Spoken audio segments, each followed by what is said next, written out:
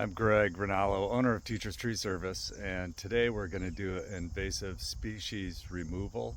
And we don't have a tractor that just grinds everything up. TeachersTreeService is staffed with experienced arborists, so we're going to selectively cut the non-native species and leave all the native species. So I call this treasure hunting because a lot of times I'll find a little hickory or an oak or witch hazel. There's a lot of nice little plants in here, and I found that if I carefully cut out the buckthorn and the honeysuckle, and we might find some barberry, and leave everything else, then the native species quickly dominate the buckthorn, and then it's much less work in the following years to maintain the situation that it is going to be today. And I'm going to flip the camera around and give a better example. So right now this basically looks like just a wall of green. There's a lot of nice trees in this windrow. There's basswood, red oak, ironwood, ash, hickory, and then if we get closer, the green starts to distinguish itself. There's basswood right there. This is ironwood. There's a hickory right here. There are some ash, a lot of ash, another ironwood, juniper.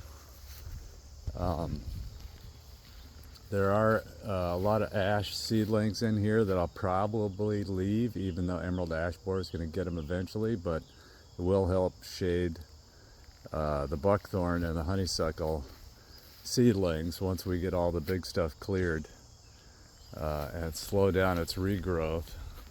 Here's a little oak I found in the buckthorn a few years ago, and now it's 15 feet tall, and next to it is a hickory. And then up further in the windrow we have a beech grove. And I know beech leaf disease is going to be an issue soon, but I'm hoping that they'll be okay. And another thing that happens in this situation is the vines use the buckthorn as scaffolding, so the vines take over a lot more than they normally would naturally. And you can see here the beech branches are sneaking their way out from underneath the grapevines and the buckthorn. So we're gonna rip all this out today and deny the grapevines the scaffolding that they need, although the grapevines are native, but I really want the beech to thrive.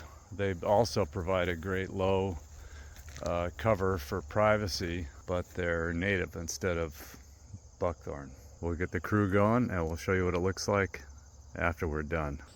All right, the day is complete. The crew is done. And as soon as we get right here, you can see we cleared back to the property line, which is the fence. And we took out all the buckthorn and the honeysuckle. So it gained quite a bit of depth, and I also really like seeing the trunks of the sugar maples and the basswood. And we did uncover some great little trees. That were like that little guy right there is a hickory, and so we saved that, and he'll be 10 feet tall in a couple of years. These are some ash trees I saved. That's the beech that was putting its feet out underneath the vines.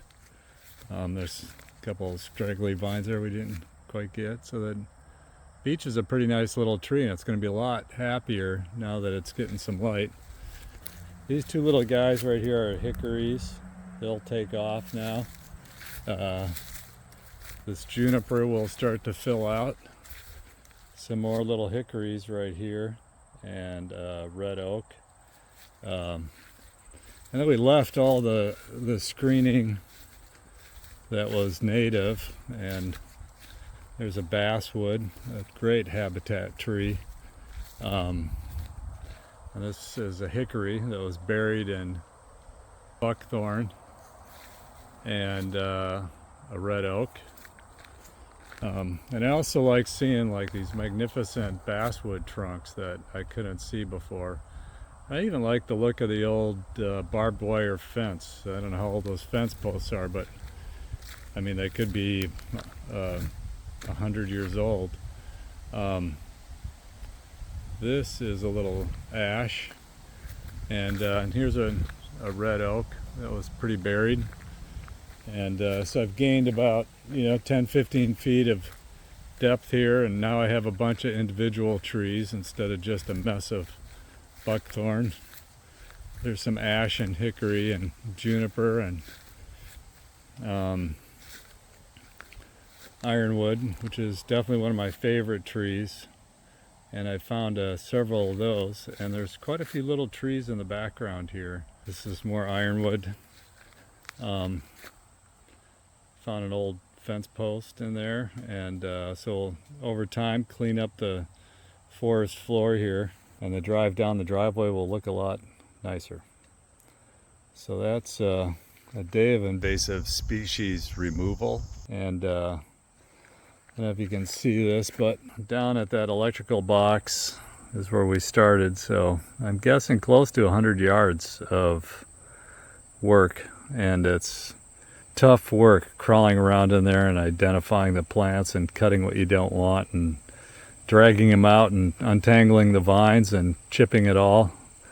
But the crew did an awesome job, very productive, and we got it done.